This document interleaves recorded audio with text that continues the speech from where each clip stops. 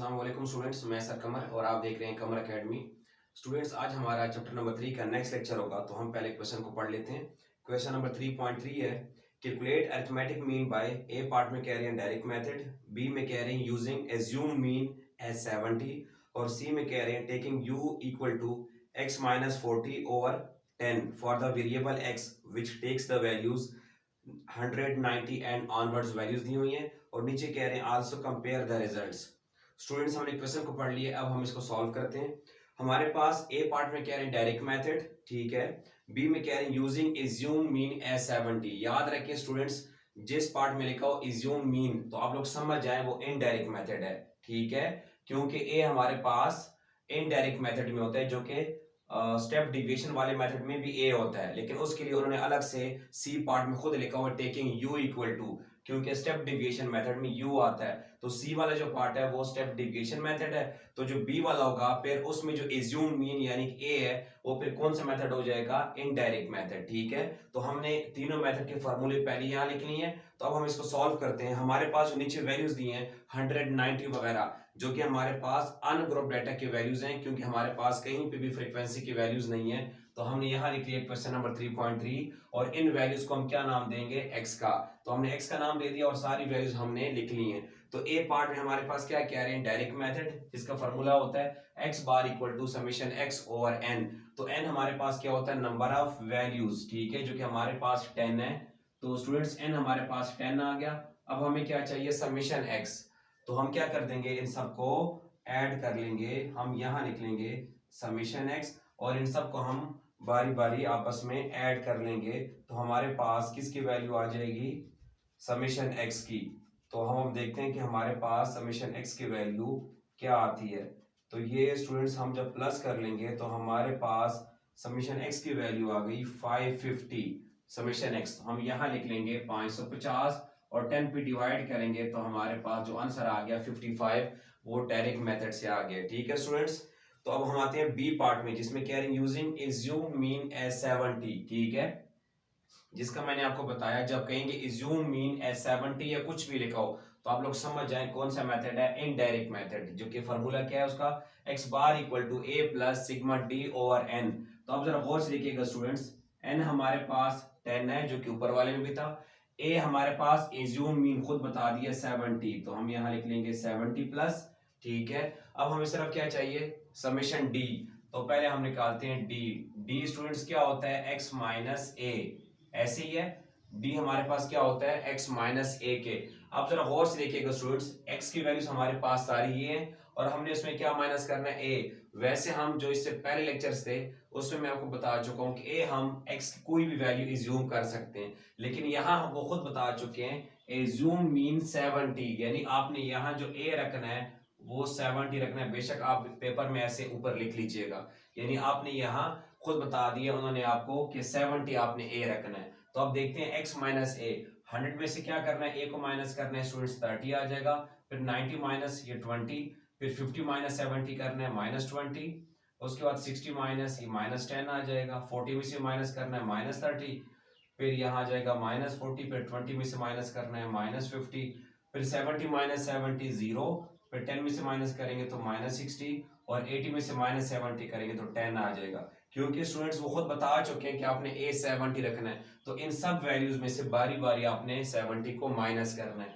अब हम क्या करेंगे स्टूडेंट्स, हमें चाहिए समेशन d, तो यहाँ लिख लेंगे समेशन d। अब इन सब को हम बारी बारी आपस में प्लस कर लेंगे, तो हमारे पास 30 प्लस 20 है, उसके बाद स्टूडेंट्स माइनस 20 है तो आप माइनस 20 लिख लें, उसके बाद माइनस 10, देन आफ्टर माइनस 30, फिर माइनस 40, फिर माइनस 50, उसके बाद माइनस 60 आ जाएगा और प्लस 10 आ जाएगा।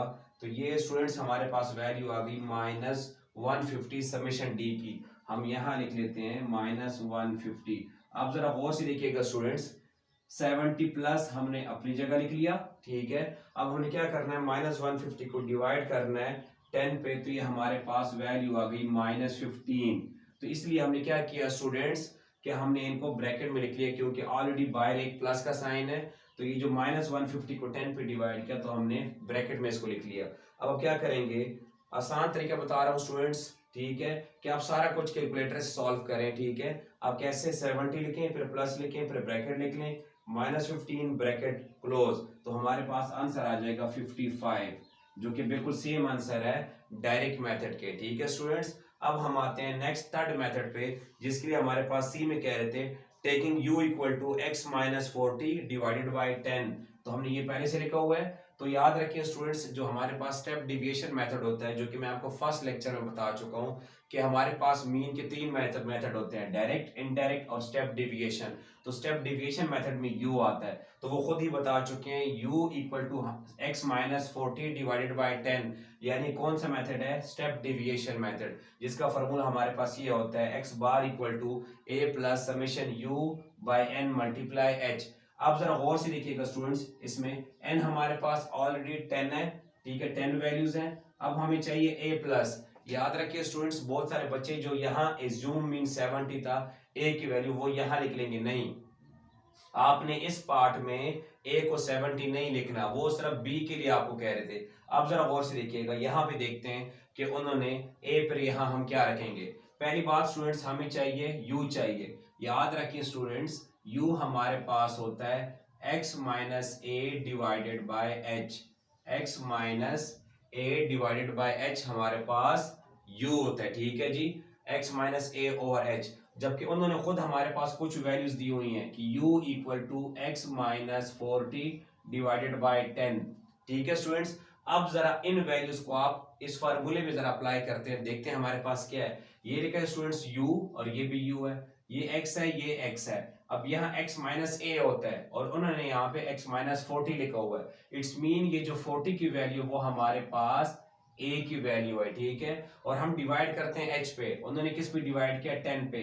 इट्स मीन जो 10 की वैल्यू वो किसकी है, h की है, इसलिए उन्होंने खुद ही आपको वैल्यूज यहाँ दे दी हैं। बस आपने जरा इसको इन ट्रिक्स को समझना है अपने फार्मूले के लिहाज से कि u equal to x minus a और h, यानी a जो है वो 40 है और जो h रखना है आपने h वो कितना रखना है, 10 रखना है। तो स्टूडेंट्स मल्टीप्लाई h हमारे पास 10 हो जाएगा, जबकि a हम कितना रख लेंगे, 40 रख लेंगे, 40 प्लस। अब हमें सिर्फ क्या चाहिए, समेशन u। तो अब देखते हैं स्टूडेंट्स, पहले हमने u निकालना है कि u कैसे हमारे पास आएगा। अब स्टूडेंट्स x माइनस ए, x की पहली वैल्यू हमारे पास क्या है, 100 है, जबकि ये हमारे पास क्या है, 40, यानी 100 में से क्या करना है, 40 को माइनस करना है, 100 माइनस 40 डिवाइडेड बाय h, जो कि h हमारे पास क्या है, 10, यानी फिर 10 पे क्या कर देना है, डिवाइड। तो 100 में से जब 40 माइनस करेंगे 60 आ जाएगा, 10 पे डिवाइड करेंगे 6 आ जाएगा। तो अब स्टूडेंट्स बारी बारी हमने इन सब में से ऐसे ही करना है। अब 90 में से माइनस करेंगे, आप बेशक डायरेक्टली कर लें कि 90 माइनस 40 करेंगे 50 आ जाएगा, 10 पे डिवाइड करेंगे 5, फिर 50 माइनस 40 10 आएगा, 10 पे डिवाइड करेंगे 1 आ जाएगा, फिर 60 में से माइनस करेंगे और 10 पे डिवाइड 2 आ जाएगा, फिर 40 में से 40 माइनस करेंगे स्टूडेंट्स 0 और 10 पे डिवाइड करेंगे 0 ही आएगा, फिर 30 में से माइनस करें 40 तो माइनस 10, 10 पे डिवाइड करेंगे -1, फिर 20 में से माइनस करेंगे अगर 40 तो -20, 10 पे डिवाइड करेंगे -2, फिर 70 में से तो ये आ जाएगा ऑलमोस्ट 3, फिर 10 में से स्टूडेंट्स माइनस करेंगे 40, -30 डिवाइड बाय 10 करेंगे -3 आएगा, और 80 माइनस 40 जब करेंगे 40 आ जाएगा और 10 पे डिवाइड करेंगे 4 आ जाएगा। ठीक है स्टूडेंट्स, तो ये मैंने आपको डायरेक्टली बता दिए। अब हमें चाहिए सिग्मा यू। अब इन सब वैल्यूज को हम आपस में ऐड कर लेंगे तो हमारे पास किसकी वैल्यू आ जाएगी, समेशन यू की। तो यहाँ स्टूडेंट्स 2 के बाद 0 की जरूरत ही नहीं है, फिर -1, फिर -2, फिर उसके बाद +3 और -3 +4। तो ये स्टूडेंट्स हमारे पास वैल्यू आ गई 15 की। ठीक है, तो हमने यहाँ सिग्मा यू की वैल्यू क्या लिख लेंगे, 15। अब जरा गौर से देखिएगा स्टूडेंट्स, 40 प्लस को अपनी जगह लिख लेंगे, पहले आपने 15 को क्या कर देना है, 10 पे डिवाइड कर देना है। ठीक है, जो वैल्यू आ जाएगी 15 को 10 पे डिवाइड कर देना है, फिर उसको मल्टीप्लाई पहले 10 कर दें, मल्टीप्लाई 10 कर दें, तो हमारे पास वैल्यू आ गई स्टूडेंट्स 15। अब सबसे एंड में इसको प्लस कर दें तो ये हमारे पास क्या आंसर आ जाएगा, 55, जो कि बिल्कुल सेम आंसर है स्टूडेंट्स बाकी डायरेक्ट और इनडायरेक्ट मेथड्स के। ठीक है जी, तो ये स्टूडेंट्स हमारे पास ये क्वेश्चन था, तीनों मेथड से हमारा आंसर भी सेम आ गया। बस याद रखें स्टूडेंट्स कि आपने पहले डिवाइड करना है, फिर मल्टीप्लाई करना है, फिर एंड में आपने प्लस करना है, फिर ही आपका आंसर सेम आएगा। तो यहाँ तक स्टूडेंट्स हमारा ये लेक्चर भी कंप्लीट हो गया। उम्मीद करता हूँ आपको इसकी भी समझ लग गई होगी।